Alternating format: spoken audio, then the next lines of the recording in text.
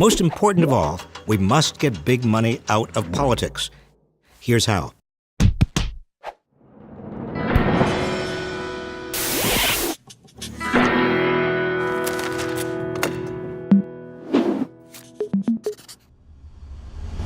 Everything we want to achieve as a nation, addressing climate change, reining in Wall Street, ensuring free public higher education, everything else we've talked about in this series and more, rests in large part on whether we're able to get big money out of politics. In the big picture, we know that in the last presidential election year, 40% of all political contributions came from the richest 1/100th of 1%. Just 16,000 households worth at least $110 million each. We know that 2016 will be the most expensive election year in history. This kind of money comes with strings attached, tax favors, subsidies, bailouts, and quiet promises not to act in the public's interest, but in the moneyed interests. It's a broken system that needs fixing.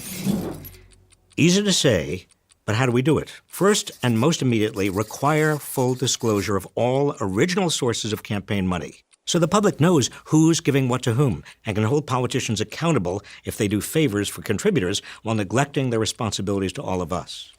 If Congress won't enact such a law, the Federal Election Commission has the power to do it, and the Securities and Exchange Commission should do it for public corporations.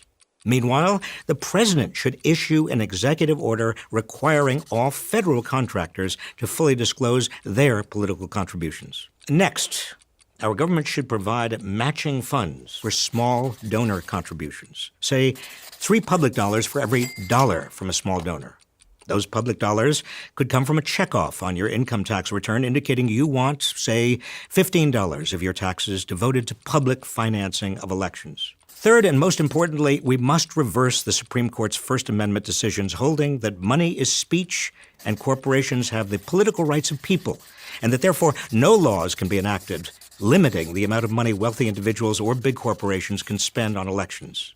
Seeking a constitutional amendment to overturn Citizens United may itself build a social movement powerful enough to influence the court, like the movement that led to the historic Brown versus Board of Education decision. Ultimately, we need justices who understand that the freedom of speech of most Americans is drowned out when big money can spend as much as it wants. The fundamental rule for an economy that works for everyone is a democracy that works.